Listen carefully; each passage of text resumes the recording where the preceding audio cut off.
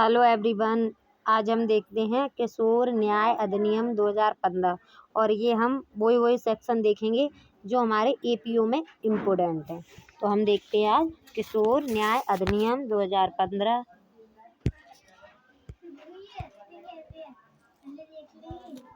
और इसका जो एक्ट नंबर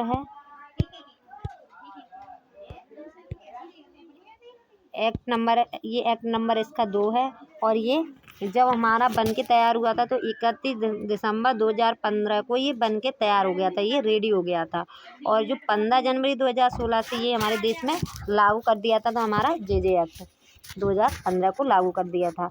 और इसमें सेक्शन दे रखे हैं 112 और चैप्टर है इस पर 10। तो हमने ये इम्पोर्टेंट इसके फैक्ट देखे। तो जे एक्ट कौन से टाइम का 2015 का है। और ये 31 दिसंबर 2015 को बन के तैयार हो गया था। और 15 जनवरी 2016 को ये लागू हो गया था। और सेक्शन इसमें दे रखे हैं पूरे एक्ट में 112 और चैप्टर दे रखे हैं 10। तो हम आगे देखते हैं इम्पोर्टेंट सेक्शन देखेंगे जो हमारे एपीओ एग्जाम है, जो राजस्थान एपीओ है उसमें आएंगे, वही देखेंगे। आगे देखते हैं। तो ये बता रहा है कि ये क्यों बनाया गया था। तो ये बता रहा है क्यों बनाया गया था। तो कह रहा है विधि के उल्लंघन के लिए अभिकथित और उल्लंघन करते हुए पाए जाने वाले बालकों और देखरेख तथा संरक्षण के आवश्यक वाले बालकों के सर्वोच्च हित में मामलों में न्यायनीति और निपटारे में बालकों के प्रति मित्रवत अपनाते हुए समुचित देखरेख, सुरक्षा, विकास, उपचार, समाज में पुनः मिलाने के माध्यम से उनकी मूलभूत आवश्यकताओं को पूरा करते हुए और प्रबंधित क्रिया तथा इसके अधीन स्थापित संस्थाओं और निकायों के माध्यम से उनके पुनर्वास के लिए तथा उससे संबंधित और उसके आनुषंगिक विषयों के लिए अधिनियम। तो ये क्यों बनाया गया था। तो ये कह रहा उनके लिए बनाया गया था जो कि विधि का उल्लंघन कर रहे हैं, वो उन बालकों के लिए, और जो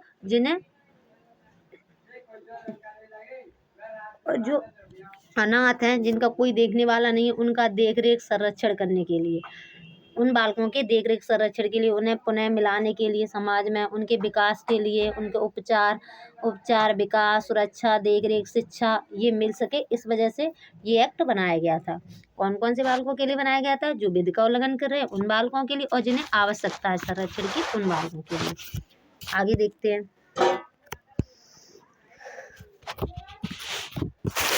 तो अब इसमें एक फैक्ट ये है कि ये संविधान के कौन से आर्टिकल के तहत है। तो आर्टिकल 15 के खंड 3 और आर्टिकल 39 के खंड ई और खंड 4 अनुच्छेद 45 और अनुच्छेद 47 पाबंदों के अधीन है, सुनिश्चित किया गया है। तो ये एक्ट क्या बच्चों को संरक्षण देते हैं उसके लिए है।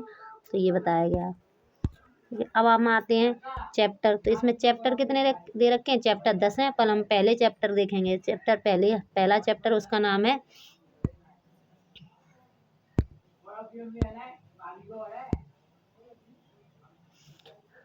प्रारंभिक। तो हम पहला देखेंगे, पहला सेक्शन देखते हैं। हमारे एपीओ के लिए 1 से लेकर 26 तक इम्पोर्टेंट है, तो हम 26 तक ही देखेंगे। तो हम पहला सेक्शन देखते हैं। पहला सेक्शन कहता है संक्षिप्त नाम, विस्तार और प्रारंभ। तो इसका संक्षिप्त नाम क्या है। तो पहला क्लॉज कहता है इसका संक्षिप्त नाम किशोर न्याय अधिनियम 2015 है। ठीक है। अब इसका कह रहा है विस्तार कहाँ कहाँ तक है। तो ये संपूर्ण भारत पर लागू है। थर्ड पॉइंट कह रहा है उस तारीख को प्रवृत्त होगा जिस दिन केंद्र सरकार क्या करे, अपने राजपत्र में सूचना दे दे कि इस दिन से ये एक्ट लागू किया जाए, तो उस दिन से लागू कर दिया जाएगा। कब लागू किया गया था हमारे इंडिया में, हमारे भारत में 15 जनवरी 2016 से। अब आगे एक पॉइंट दे रखा है। तो ये कहता है तत्समय प्रबद्ध किसी अन्य बिंदु में अंतर्गत किसी बात के होते हुए भी इस अधिनियम के उपबंध देखरेख और संरक्षण की आवश्यकताओं वाले बालकों तथा विधि का उल्लंघन। तो इसमें बता दिए कौन कौन से बालक बताए गए। इस अधिनियम के उपबंध देखरेख और संरक्षण की आवश्यकता वाले बालकों तथा विधि का उल्लंघन करने वाले बालकों से संबंधित सभी मामलों पर लागू होंगे। तो कौन कौन से, जिन्हें संरक्षण की आवश्यकता उन बालकों पर भी लागू होगा ये एक्ट, और जिन्हें विधि का उल्लंघन किया है उन बालकों के लिए भी ये जे एक्ट लागू होगा।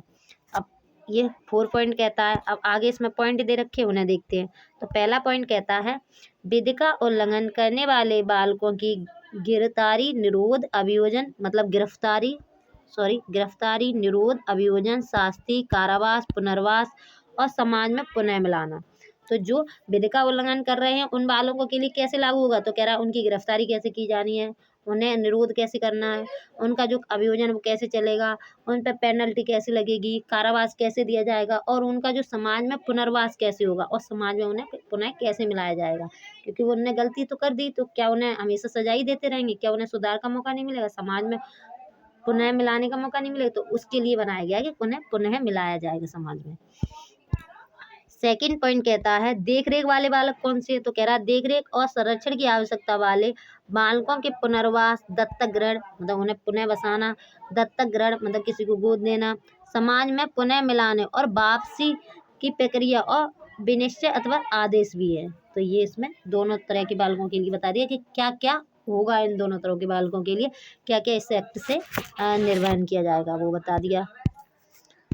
अब आ जाते हैं हम सेक्शन 2 में आती है डेफिनेशन। तो इसमें काफ़ी डेफिनेशन है, तो हम अच्छे से पढ़ेंगे क्योंकि ये काफ़ी इम्पोर्टेंट भी हैं।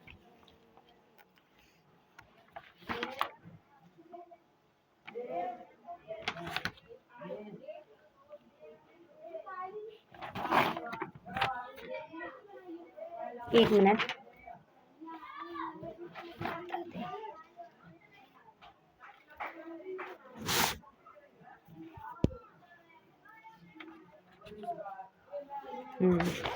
अब आ जाते हैं इसके हम इम्पोर्टेंट देखेंगे। सेक्शन 2 ज़्यादा इम्पोर्टेंट है।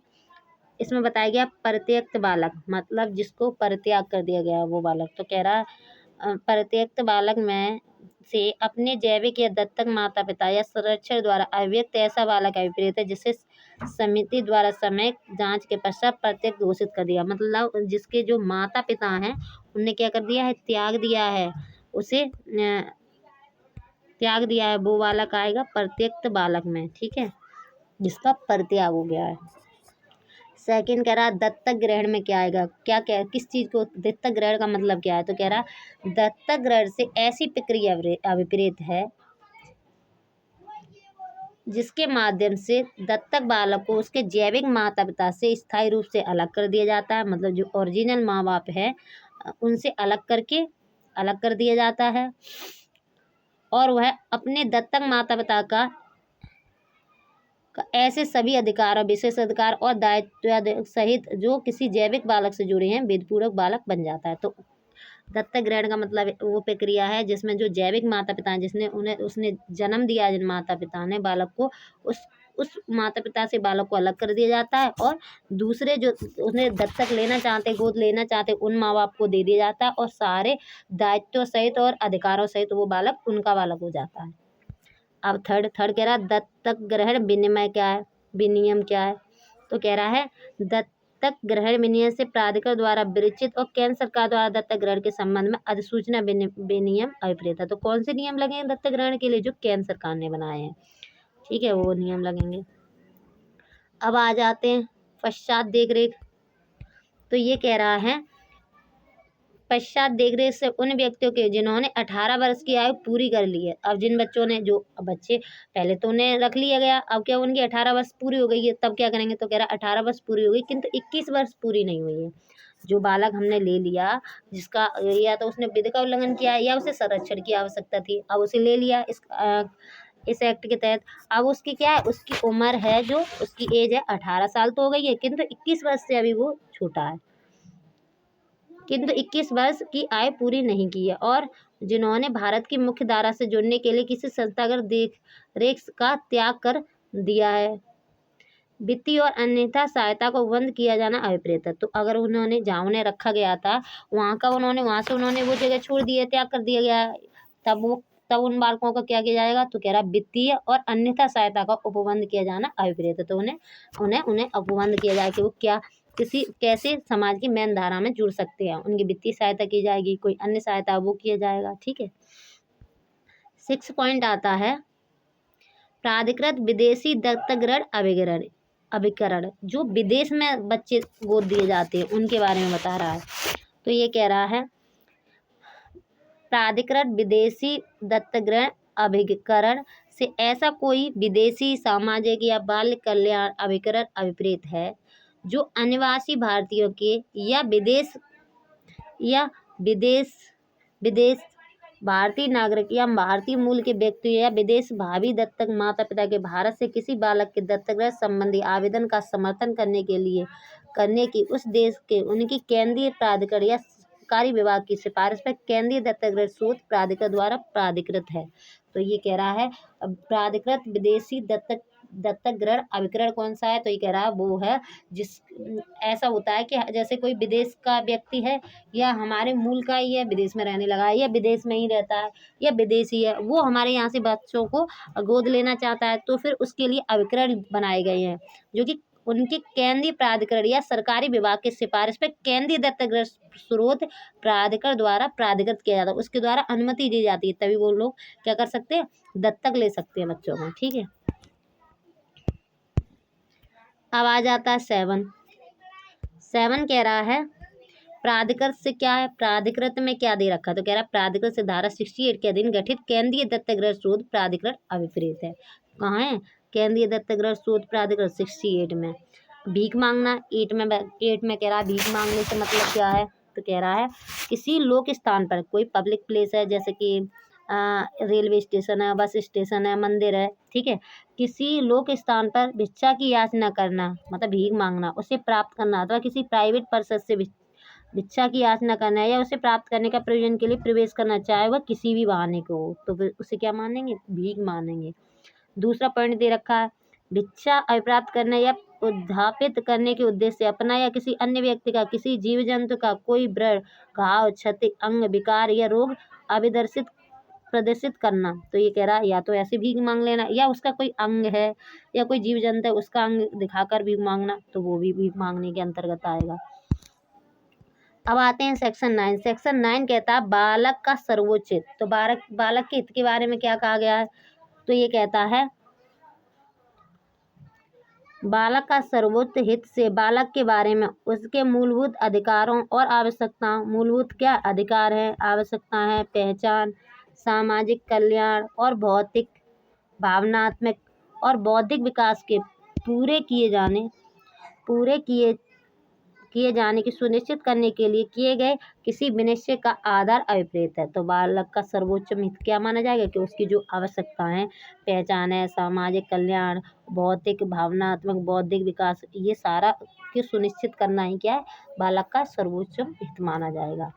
अब 10 बताता है बोर्ड क्या है, तो जो सेक्शन 4 में दे रखा है किशोर न्याय बोर्ड, वही बोर्ड के अंतर्गत उसी को माना जाएगा। 11 बता रहा है केंद्रीय प्राधिकरण क्या है, केंद्रीय प्राधिकरण के बारे में बताया गया है, तो कह रहा है केंद्रीय प्राधिकरण से बालक संरक्षण और अंतर्देशीय दत्तक ग्रहण, मतलब या तो बालक का संरक्षण या अंतर्देशीय में दूसरे देश से दत्तक ग्रहण की बाबत सहयोगी संबंधी हेग कन्वेंशन 1993 के अधीन उस रूप में मान्यता प्राप्त सरकारी विभाग अभिप्रेत है। तो बता दिया इसने कि केंद्रीय प्राधिकरण के अंतर्गत क्या आएगा, तो कह रहा है बालक का या तो संरक्षण करना भी आएगा और कोई अंतर्देशीय मतलब विदेशी दत्तक ग्रहण भी उसके अंतर्गत आएगा। ठीक है, उसके लिए जो विदेशी दत्तक ग्रहण है उसके लिए और संरक्षण के लिए एक कन्वेंशन बनाया गया है जो 1993 में बनाया गया था। तो कह रहा 93 के अधीन उस रूप में मान्यता प्राप्त कोई एक सरकारी विभाग को मान्यता दी गई कि आप ये कर सकते हैं, क्या कर सकते हैं, बालक का संरक्षण कर सकते हैं और अंतर्देशीय दत्तक ग्रहण कर सकते हैं, तो वो विभाग आएगा केंद्रीय प्राधिकरण के अंतर्गत, ये कह रहा है। अब सेक्शन 12 क्लॉज 12 आ गया, का क्लॉज 12 कहता है बालक से क्या मतलब है, तो कह रहा है जिसने 18 वर्ष की आयु पूरी नहीं की है वो बालक के अंतर्गत आएगा। आगे 13 कह रहा है विधि का उल्लंघन करने वाला बालक, तो विधि का उल्लंघन किया है, कब मानेंगे कोई बालक ने विधि का उल्लंघन किया है, तो ये कह रहा है विधि का उल्लंघन करने वाला बालक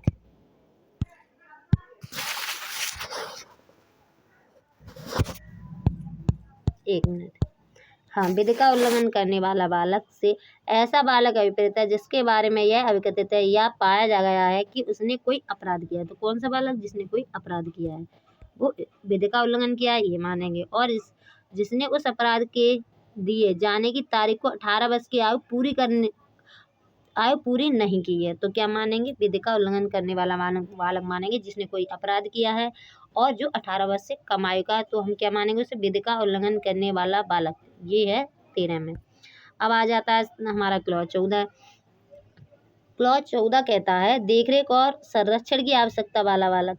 ऊपर बता दिया विधि का उल्लंघन वाला, अब बता दिया देखरेख की आवश्यकता और संरक्षण वाला बालक। जो जिसे संरक्षण नहीं है उस बालक को, जिसे देखरेख करनी है उस बालक को, जो उसके बारे में बता रहा है। तो कह रहा है पहला पॉइंट कहता है जिसके बारे में यह पाया जाता है कि उसका कोई घर नहीं है, ठीक, कोई घर या निश्चित निवास नहीं है और जिसके पास जीवन निर्वाह के लिए कोई दृश्यमान साधन भी नहीं है, तो फिर उसे क्या मानेंगे हम? देखरेख और संरक्षण की आवश्यकता वाला बालक। पहला पॉइंट बता दिया। अब सेकंड पॉइंट बताता है जिसके बारे में यह पाया जाता है कि उसने इस अधिनियम के उपबंध या तत्सम प्रबद्ध श्रम विधियों का उल्लंघन किया है, श्रम विधि का उल्लंघन किया है, या पथ पर भीख मांगते या वहाँ रहते हुए पाया गया है, या जो किसी व्यक्ति के साथ रहता है चाहे वह बालक का संरक्षक हो या नहीं, और ऐसे व्यक्ति ने बालक से क्षति पहुंचाई है, क्या किया है? बालक को क्षति पहुंचाई है, उसका शोषण किया है, उसके साथ दुर्व्यवहार किया है, या उसकी अपेक्षा की है, अथवा बालक के संरक्षण के लिए अभिप्रेत तत्सम प्रबद्ध किसी अन्य विधि का अतिक्रमण किया है, तो फिर उस बालक को क्या मानेंगे? देखरेख और संरक्षण की आवश्यकता वाला बालक। ठीक है, आगे भी दे रखा है। आगे बताया है बालक को मारने, उसे क्षति पहुंचाने, उसका शोषण करने, उसका साथ दुर्व्यवहार करने की धमकी दी है और उस धमकी का कार्यवाही किए जाने की युक्त संभावना है, या किसी अन्य बालक या बालकों का वध कर दिया है, उसके या उनके साथ दुर्व्यवहार किया है, उसकी या उनकी अपेक्षा की है, उसका या उसका शोषण किया है, प्रश्नगत बालक का उस व्यक्ति द्वारा वध किया जाने, उसके साथ दुर्व्यवहार, शोषण या उपेक्षा किए जाने की युक्त संभावना है, तो ऐसा बालक क्या? देखरेख और संरक्षण की आवश्यकता वाला बालक मानेंगे। ठीक है, आगे पॉइंट दे रखा है 4 पॉइंट कहता है जो मानसिक रूप से बीमार है, मानसिक या शारीरिक रूप से असुविधाग्रस्त है, या घातक अथवा असाध्य रोग से पीड़ित है, कोई रोग है उससे पीड़ित है, उसकी सहायता या देखभाल करने वाला कोई नहीं है, या जिसके माता पिता या संरक्षक हैं किंतु वे उसकी देखरेख करने में यदि बोर्ड या समिति द्वारा ऐसा पाया जाता असमर्थ है, कोई माँ बाप हैं और उन बच्चों की देखरेख ही नहीं कर सकते हैं, तो उसे भी क्या मानेंगे? देखरेख और संरक्षण की आवश्यकता वाला बालक। 5 बताता है जिसके माता पिता अथवा कोई संरक्षक है और ऐसी माता या उसके पिता अथवा संरक्षक को बालक की देखरेख करने और उसकी सुविधा तथा कल्याण की संरक्षा करने के लिए समिति या बोर्ड द्वारा अयोग्य पाया गया है, तो वो भी क्या मानेंगे? देखरेख और संरक्षण की आवश्यकता वाला बालक। अब आ जाता है 6 कहता है जिसके माता पिता नहीं है और कोई भी उसकी देखरेख और संरक्षण करने के इच्छुक नहीं है, या जिसका परित्याग या अभिप्राय किया गया, जिसका परित्याग कर दिया गया, वो बालक भी आएगा। आगे 7 पॉइंट है जो गुमशुदा या भागा हुआ बालक है, जिसके माता पिता ऐसी रीत से जो विहित की जाए युक्त जांच के पश्चात भी नहीं मिल रहे हैं, कोई बच्चा भाग आया है घर से या गुम हो गया है, तो उसकी कोई देखरेख करने वाला नहीं है, तो वो भी संरक्षण की आवश्यकता है उसे। आगे कहता है जिसका लैंगिक दुर्व्यवहार या अवैध कार्यों के प्रयोजन के लिए दुर्व्यवहार, प्रपीड़न, शोषण किया गया है या किया जा रहा है या किया जाने की संभावना है, वो बालक भी आएगा। 9 कह रहा है जो असुरक्षित पाया गया है और उसे मादक द्रव्य दुरुपयोग या अवैध व्यवहार में सम्मिलित किया गया है, जो सम्मिलित किया जा रहा है या सम्मिलित किए जाने की संभावना है, तो वो उसे भी संरक्षण की आवश्यकता है। आगे है जिसका लोकात्मक विरुद्ध अभिभावकों के लिए दुरुपयोग किया जा रहा है, मतलब जिसका लोकात्मक विरुद्ध, जिसका मतलब जो समाज है उसके विरुद्ध दुरुपयोग किया जा रहा है, वो बालक को भी संरक्षण की आवश्यकता है। आगे कह रहा है जो किसी सशक्त संघर्ष, सिविल उपद्रव या प्राकृतिक आपदा से पीड़ित है, प्रभावित है, या जिसका विवाह की आयु प्राप्त करने के पूर्व विवाह का आसन्न जोखिम है और जिसके माता पिता और कुटुंब के सदस्य, संरक्षक और अन्य व्यक्तियों के ऐसे विवाह के अनुष्ठान के लिए उत्तरदायी होने की संभावना है, मतलब बाल विवाह करने की संभावना, उसको भी संरक्षण की आवश्यकता है। अब आ जाता है क्लॉज 15, कह रहा बालक हितैषी। तो इसमें क्या कह रहा है, हितैषी से ऐसा कोई व्यवहार, आचरण, पद्धति, प्रक्रिया, रूप, वातावरण या बर्ताव अभिप्रेत है जो मानवीय, विचारशील और बालकों के लिए सर्वोच्च हित में हो, उसे क्या मानेंगे, बालक का हितैषी है वो व्यक्ति। ठीक है। 16 कह रहा बालक का दत्तक ग्रहण के लिए विधिक रूप से स्वतंत्र होना। तो ये कह रहा है धारा 38 के अधीन सम्यक जांच के पश्चात समिति द्वारा उस रूप में घोषित किया गया बालक को हम मानेंगे कि दत्तक के रूप में उसे दिया जा सकता है, विधि द्वारा उस बच्चे को दिया जा सकता है जिसकी पूरी जानकारी लेंगे माता पिता के बारे में। कहीं ऐसा तो नहीं उसे दत्तक देना उसके माता पिता ढूंढते हुए आ जाएं, तो ये सारी जांच कर ली जाएगी, उसके बाद ही उसे दत्तक दिया जाएगा। अब है 17 कह रहा बालक कल्याण अधिकारी।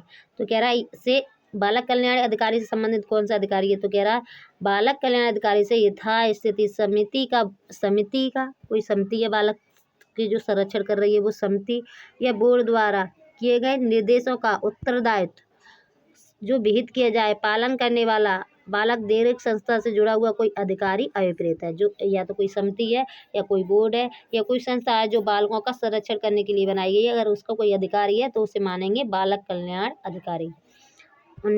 18 बालक कल्याण पुलिस अधिकारी। तो ये कह रहा है बालक कल्याण अधिकारी बता दिया ऊपर, अब बता रहा बालक कल्याण पुलिस अधिकारी से 107 की उपधारा 1 के अधीन उस रूप में पदाविहित कोई अधिकारी जो पुलिस को जो कोई उसे वो दिया गया है कि आप क्या करोगे कि बालक कल्याण पुलिस अधिकारी के रूप में आप कार्य करेंगे। तो पुलिस है जो बच्चों को देखती है कि कोई बच्चा अनाथ है या कोई ऐसे ही भीख मांग रहा है, तो उसके लिए जो नियुक्त किया गया वो अधिकारी क्या माना जाएगा, बालक कल्याण पुलिस अधिकारी, जो कि 107 के अंतर्गत आएगा इसी एक्ट के। अब 19 कह रहा बाल गृह क्या है, तो कह रहा बाल गृह से राज्य सरकार, तो कौन बना रहा है, राज्य सरकार द्वारा स्वयं द्वारा या किसी स्वैच्छिक या गैर सरकारी संगठन के माध्यम से प्रत्येक जिले या जिले के समूह में स्थापित अनुरक्षित और धारा 50 में अंतर्विष्ट प्रयोजन के लिए उस रूप में रजिस्ट्रीकृत कोई बाल गृह अभिप्रेत है। वो बाल गृह क्या आएगा, जिसमें राज्य सरकार द्वारा स्वयं द्वारा या किसी स्वेच्छा जो अपनी इच्छा से दे रहा है गैर कोई सरकारी संगठन के माध्यम से प्रत्येक जिले में या जिले के समूह में स्थापित या अनुरक्षित और धारा 50 में विनिर्दिष्ट प्रयोजन के लिए उस रूप में रजिस्ट्रीकृत बाल गृह अभिप्रेत है, वो बाल गृह के अंतर्गत आएगा। अब 20 कह रहा है बालक न्यायालय। बालक न्यायालय के अंतर्गत क्या आएगा,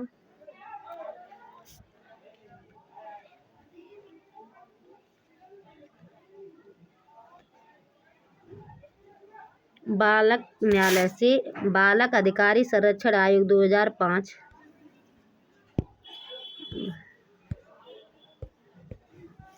बालक न्यायालय से बालक अधिकार संरक्षण आयोग अधिनियम 2005 के अधीन स्थापित कोई न्यायालय जो बालक अधिकारी संरक्षण आयोग अधिनियम 2005 है उसके द्वारा कोई स्थापित न्यायालय है।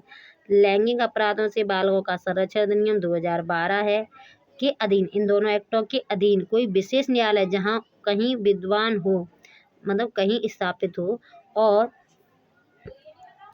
और जहां ऐसे न्यायालय को अभिहित नहीं किया गया है वहां उस अधिनियम के अधीन अपराधों का विचारण करने की अधिकारता रखने वाला सेशन न्यायालय अभिप्रेत है। तो बालक न्यायालय के अंतर्गत कौन आ रहा है, तो कह रहा है जो बालक अधिकारी संरक्षण आयोग अधिनियम 2005 है और जो लैंगिक अपराधों से बालकों का संरक्षण अधिनियम 2012 का जो एक्ट है उनका जहाँ ट्रायल चलता है जिस कोर्ट में, वो सेशन कोर्ट क्या आएगा, बालक न्यायालय के अंतर्गत आएगा। ये कह दिया हमारे 20 में।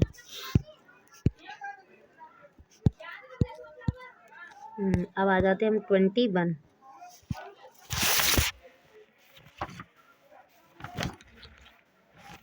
इसमें 61 डेफिनेशन दे रखी है, तो अब हम देखेंगे 21। तो 21 कहता है बालक देखरेख संस्थान। तो कौन से संस्थान है जो बालक देखरेख के अंतर्गत आएंगे, तो कह रहा है बाल गृह है, खुला है, आश्रय है, संप्रेक्षण गृह है, विशेष गृह है, सुरक्षित स्थान है, विशिष्ट दत्तक गृह है और उन बालकों की देखरेख और संरक्षण जिन्हें ऐसी सेवाओं की आवश्यकता है करने के लिए इस अधिनियम के अधीन मान्यता प्राप्त कोई उचित सुविधा तंत्र अभिप्रेत है, उसे हम क्या मानेंगे? बालक देखरेख संस्थान। समिति के अंतर्गत कौन आएगा? तो कह रहा है 27 के अधीन गठित कोई बाल कल्याण समिति अभिप्रेत है, वो समिति के अंतर्गत आएगी।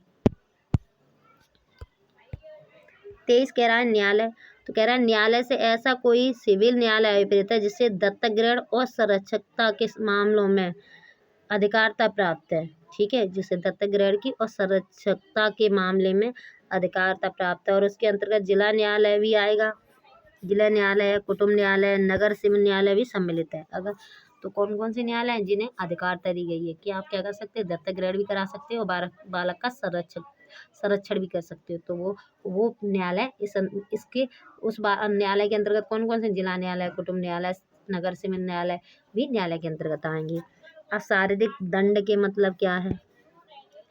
तो ये कहता है शारीरिक दंड से किसी व्यक्ति द्वारा किसी बालक का ऐसी शारीरिक दंड देना अभिप्रेत है जिसमें किसी अपराध के लिए प्रतिशोध के रूप में बालक को अनुशासित करने या सुधारने के प्रयोजन के लिए जानबूझकर पीड़ा पहुंचाने वाला कोई दंड है, उसे शारीरिक दंड दिया जाएगा। क्योंकि कोई बच्चे को मारना, अनुशासन में रखने के लिए, उसे सुधारने के लिए जानबूझकर उसे पीड़ा देना, तो वो शारीरिक दंड है। शारीरिक दंड है। अब है बाल वृद्ध सेवाएं। तो कह रहा बाल वृद्ध सेवाओं से संकटावस्था में बालकों के लिए 24 घंटे ऐसी आपातकालीन पहुंच सेवा अभिप्रेत है जो उन्हें आपातकालीन या दीर्घकालीन देखरेख और पुनर्वास सेवा से जोड़ती हैं। उन्हें क्या बोलेंगे? बाल वृद्ध सेवाएं। अब आगे आता है जिला बालक संरक्षण। जिला बालक संरक्षण के अंतर्गत क्या आएगा? तो कह रहा है जिला बालक संरक्षण एक से किसी जिले के लिए धारा 106 के अधीन राज्य सरकार द्वारा स्थापित एक बालक संरक्षण एक अभिप्रेत है। जो राज्य सरकार द्वारा स्थापित किया जिला में बालक संरक्षण, वो अभिप्रेत है।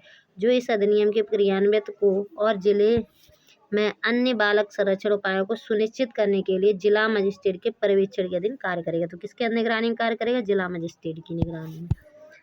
26 ये कहता है जिला मजिस्ट्रेट के अंतर्गत कौन आएगा? तो कह रहा है जिला मजिस्ट्रेट के अंतर्गत जिले का अपर जिला मजिस्ट्रेट भी है। तो जिला मजिस्ट्रेट तो आएगा, अपर जिला मजिस्ट्रेट भी जिला मजिस्ट्रेट के अंतर्गत आएगा। अब आते हैं उचित सुविधा तंत्र क्या है।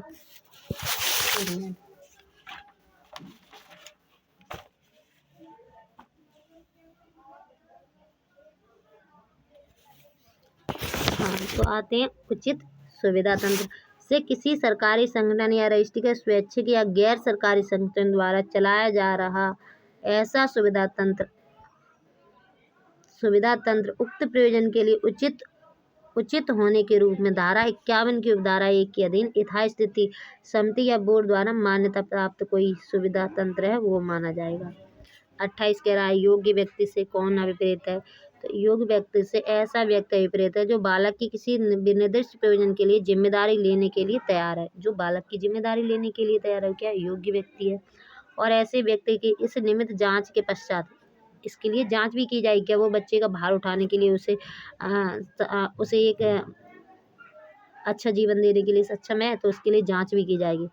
जांच के पश्चात पहचान कर ली जाएगी और उसे उक्त प्रयोजन के लिए यथास्थिति समिति या बोर्ड द्वारा बालकों को लेने और उसकी देखरेख करने के लिए योग्य के रूप में मान्यता प्रदान की जाएगी, तो उसे मानेंगे योग्य व्यक्ति। अब आता है 29 पोषण देखरेख। तो कह रहा है पोषण देखरेख से किसी बालक की समिति द्वारा बालक के जैविक कुटुंब से भिन्न, जैविक जो जिसने जन्म दिया उस कुटुंब से कोई भिन्न कुटुंब के जिसका ऐसी देखरेख करने के लिए चयन किया गया है, जिसे अर्हित घोषित किया गया है, जिसका अनुमोदन या पर्यवेक्षण किया गया है, घरेलू वातावरण में अनुकूलित देखरेख के प्रयोजन के लिए उसे रखा गया है, तो उसे क्या मानेंगे? पोषण देखरेख। अब आता है आगे। अब कहता है पालक कुटुंब। तो पालक कुटुंब कौन सा होता है? तो कह रहा पालक कुटुंब से ऐसा कुटुंब अभिप्रेत है जिसे जिला बालक संरक्षण 1 द्वारा धारा 44 के अधीन पोषण देखरेख के लिए बालकों को देखरेख प्रयुक्त किया गया। कोई एक कुटुंब है, उसे नियुक्त कर लिया कि यहाँ पे ये बालक रहेगा, उसने जन्म नहीं दिया, बस पालन पोषण के लिए रहेगा, तो उसे क्या मानेंगे? पालक कुटुंब। अब 31 कह रहा है संरक्षक कौन होता है, तो कह रहा है संरक्षक से किसी बालक के संबंध में जिसका नैतिक संरक्षक या कोई अन्य व्यक्ति अभिप्रेत है जिसकी वास्तविक देखरेख में यथास्थिति समिति या बोर्ड की राय में वह बालक है और उसकी यथास्थिति समिति या बोर्ड द्वारा कार्यवाही के दौरान संरक्षक के रूप में मान्यता प्राप्त की गई है, तो वो किसे मानेंगे, संरक्षक मानेंगे, जो संरक्षण करने के लिए सक्षम हो। सामूहिक पोषण देखरेख क्या है, तो कह रहा है सामूहिक पोषण देखरेख और संरक्षा की आवश्यकता वाले ऐसे बालकों के लिए जिनकी पैतृक देखरेख नहीं होती, जिनने जन्म दिया है उनकी देखरेख वहाँ नहीं होती। कुटुंब जैसी ऐसी देखरेख सुविधा अभिप्रेत है जिसका उद्देश्य कुटुंब जैसे और समुदाय आदर्श समाधानों के माध्यम से व्यक्तिगत देखरेख करने और तथा संबंध और पहचान के विरोध में अनुकूल बनाने के लिए है, उसे क्या बोलेंगे, सामूहिक देखरेख। जघन्य अपराध क्या है, तो कह रहा है जघन्य अपराध के अंतर्गत ऐसा अपराध आते हैं जिनका किसी भारतीय दंड संहिता या तो प्रबद्ध किसी अन्य विधि के अधीन न्यूनतम दंड 7 वर्ष से अधिक है, तो 7 है या 7 वर्ष से अधिक है, उन्हें क्या मानेंगे हम, जघन्य अपराध, हीनियस क्राइम। आगे कहते हैं 34 कह रहा अंतर्देशीय दत्तक ग्रहण से भारत में अनिवासी भारतीय द्वारा भारतीय मूल के किसी व्यक्ति द्वारा या किसी विदेशी द्वारा बालक का दत्तक ग्रहण। तो ये कह रहा अंतर्देशीय दत्तक ग्रहण क्या है, जो विदेश के यहाँ कोई व्यक्ति है या हमारे मूल का है पर विदेश में रहता है, कोई विदेश में ही रह रहा है, तो वो व्यक्ति यहाँ से बालक लेता है, कोई दत्तक ग्रहण करता है, तो कहता है अंतर्देशीय दत्तक ग्रहण। किशोर कौन है, किशोर से 18 वर्ष से कम आयु का बालक अभिप्रेत है, किशोर से। अब कह रहा है स्वापक औषधि और मन प्रभावी पदार्थ के क्रम से वही अर्थ है जो स्वापक औषधि और मन प्रभावी पदार्थ अधिनियम 1985 में है, तो वो माने जाएंगे जो नशीले पदार्थ वगैरह उनके बारे में बताया गया है। यह निरपेक्ष प्रमाण पत्र से अंतर्देशीय दत्तक ग्रहण के संबंध में उक्त प्रयोजन के लिए केंद्रीय दत्तक ग्रहण स्रोत प्राधिकरण द्वारा जारी किया गया कोई प्रमाण पत्र होगा, उसे क्या मानेंगे, निराक्षेप प्रमाण पत्र, ठीक है, जो कि अंतर्देशीय दत्तक ग्रहण के संबंध में है।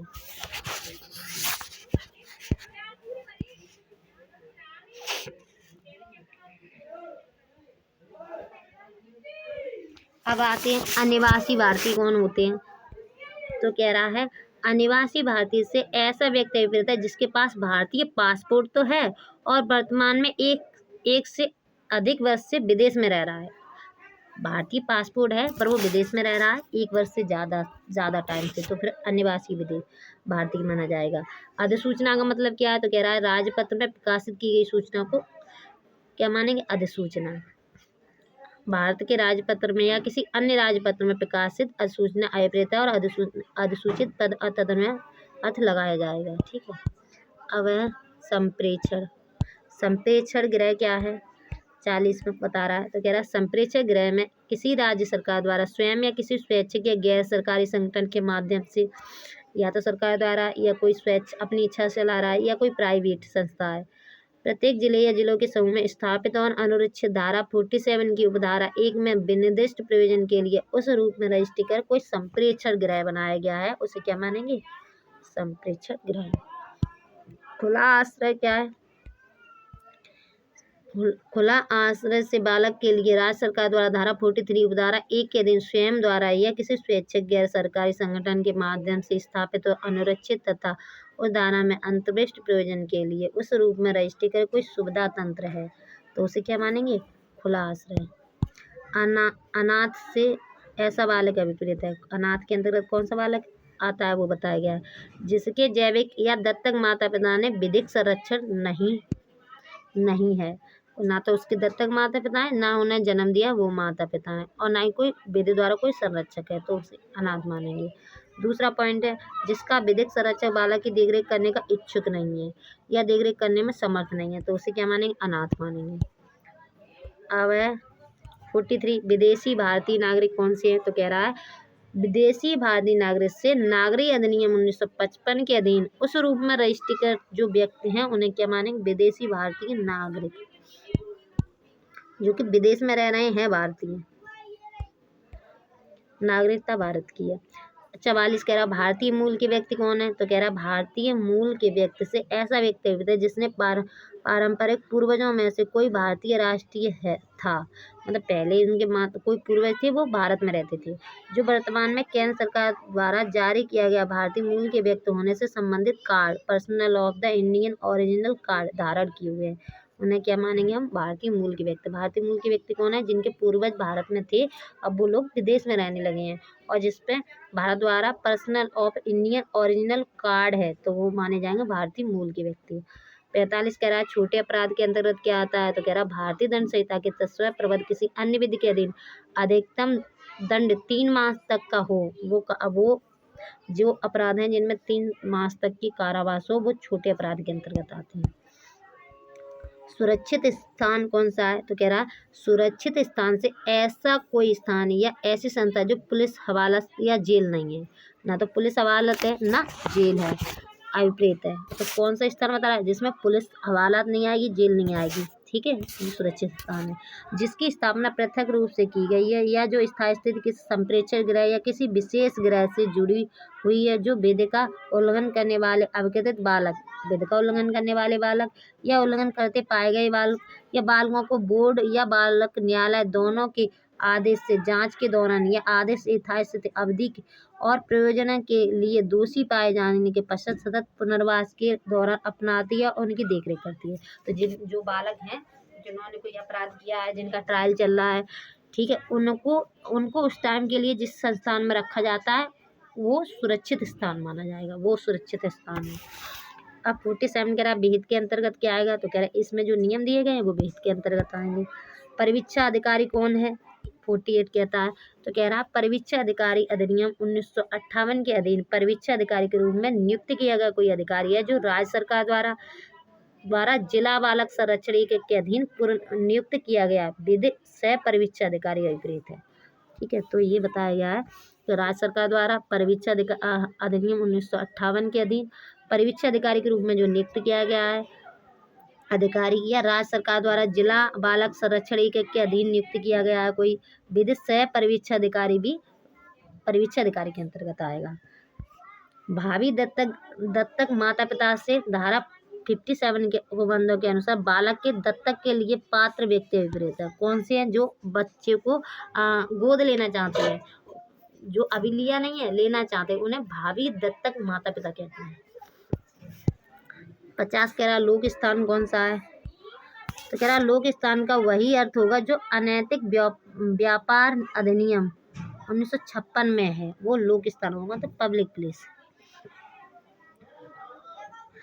अब रजिस्ट्रीकृत क्या है, क्या कह रहा है, रजिस्ट्रीकृत से ऐसा राज्य सरकार के प्रावधान बालक देखरेख संस्थाओं या अभिकरणों का सुविधा तंत्रों या किसी स्वैच्छिक या गैर सरकारी संगठन संदर्भ में बालकों को अल्पकालीन दीर्घकालीन आधार पर आवासीय देखरेख उपलब्ध कराने के लिए संप्रेषण गृह, विशेष गृह, सुरक्षित स्थान, बाल गृह, खुला आश्रय या विशिष्ट दत्तक गृह अभिकरण या कोई ऐसी अन्य संस्था जो किसी विशिष्ट आवश्यकता की अनुक्रिया में सामने आए या धारा 41 के अधीन प्राधिकृत और रजिस्ट्रीकृत अभिकरण या सुविधा तंत्र अभिप्रेत हो, वो क्या है, रजिस्ट्री, जो मतलब रजिस्टर कराया जाता है वो रजिस्ट्रीकृत है, ठीक है, वो बताएगा। नातेदारी के अंतर्गत कौन आएगा, तो कह रहा है नातेदारी के अंतर्गत इस अधिनियम के अधीन दत्तक के प्रयोजन के लिए किसी बालक के संबंध में चाचा चाची मामा मामी पितामह पितामही मातामह मातामही, ये क्या है, नातेदार के अंतर्गत आएंगे। 53 बताता है राज्य अभिकरण क्या है, तो कह रहा है राज्य सरकार द्वारा धारा 67 के अधीन दत्तक ग्रहण और संबंधित बालकों से संबंधित कार्रवाई करने के लिए स्थापित कोई राज्य दत्तक ग्रहण शोध के लिए अभिकरण कोई बनाया गया, उसे क्या मानेंगे, राज्य अभिकरण मानेंगे, ठीक है। घोर अपराध क्या है, जघन्य अपराध वहाँ बता दिया गया। और घोर अपराध क्या है, घोर अपराध के अंदर ऐसे अपराध आते हैं जिनके लिए भारतीय दंड संहिता या तत्सम प्रबद्ध किसी अन्य विधि के अधीन 3 वर्ष से अधिक और 7 वर्ष से अधिक की अवधि के न्यूनतम कारावास का दंड है। 3 वर्ष से अधिक और 7 वर्ष से अनधिक, मतलब 3 से ज़्यादा 7 से कम के अंतर्गत जो अपराध हैं वो क्या आएंगे, घोर अपराध के अंतर्गत आएंगे। आगे बताया गया है, बी बता रहा है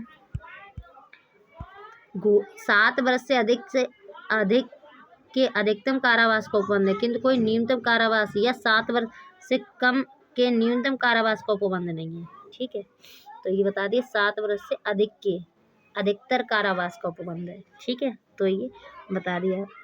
55 कह रहा विशेष किशोर पुलिस विशेष किशोर पुलिस के बारे में बता रहा है। तो कह रहा विशेष किशोर पुलिस एक से यथास्थिति किसी जिले या नगर के पुलिस बल का एक एक बालक से संबंधित और धारा 107 के अधीन बालकों का संभालने के लिए उस रूप में अभिप्रेत कोई अन्य पुलिस एक जैसे रेल पुलिस अभिप्रेत है।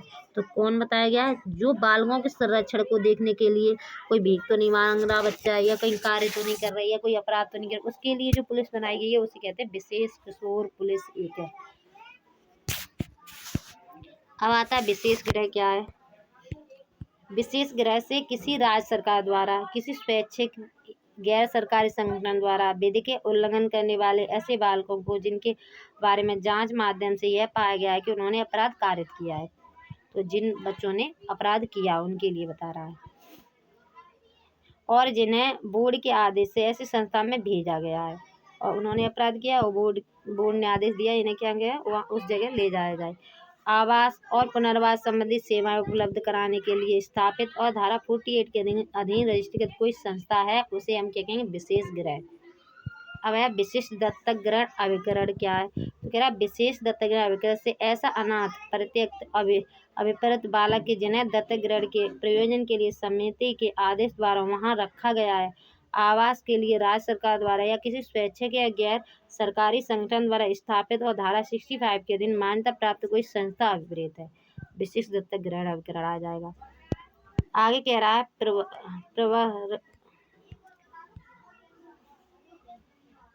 ये बता रहा है प्रवर्तकता से कुटुंब के लिए बालक की चिकित्सीय शैक्षणिक और विकास संबंधी आवश्यकताओं को पूरा करने के लिए वित्तीय अन्यथा अनुपूरक सहायता का उपबंध कराता है, उसे कहते हैं प्रवर्तकता। अब होता है राज्य सरकार 59। राज्य सरकार से किसी संघ राज्य क्षेत्र के संबंध में संविधान के अनुच्छेद 239 के अधीन राष्ट्रपति द्वारा नियुक्त उस संघ राज्य क्षेत्र का प्रशासन अभिप्रेत है। जैसे कोई जैसे ये बता रहा है, हाँ राज्य सरकार से कोई संघ राज्य क्षेत्र है वहाँ के लिए वहाँ की देखरेख के लिए राष्ट्रपति द्वारा कोई नियुक्त किया गया कोई व्यक्ति है तो उसे हम क्या मानेंगे राज्य क्षेत्र का प्रशासक अभिप्रेत। ठीक है, अब अभिप्रेत बालक से ऐसा बालक अभिप्रेत है जिसके माता पिता अथवा संरक्षक द्वारा ऐसे शारीरिक भावनात्मक सामाजिक कारणों के कारण जो उनके नियंत्रण से परे समिति को त्यजन कर दिया गया है और समिति द्वारा उस रूप में उसे घोषित कर दिया गया है। कोई बालक ऐसा है जिसे क्या करें माता पिता ने उसे दे दिया कि हम इसकी देख रेख नहीं कर पाएंगे, तो वो बालक आता है अभिप्रेत बालक। अब 61 बताता है 61 बता रहा उन सभी शब्दों और पदों के जो इस अधिनियम में प्रयुक्त हैं किंतु परिभाषित नहीं है और अन्य अधिनियमों में परिभाषित है वही अर्थ होगा जो उन अधिनियमों में क्रमशः उनके लिए है। तो कह रहा कोई पॉइंट ऐसा है कोई शब्द ऐसे जो इस डेफिनेशन में नहीं होता उनका डिफाइन किया गया है, तो कोई और लॉ में उसके बारे में वो बताया गया है तो वो ही अर्थ अगर यहाँ यूज किए गए हैं वो शब्द तो वही अर्थ निकाला जाएगा। तो ये बताया आज हमने डेफिनेशन पोर्शन किया है। आगे सेक्शन हम आगे की वीडियो में देखेंगे। Thank you.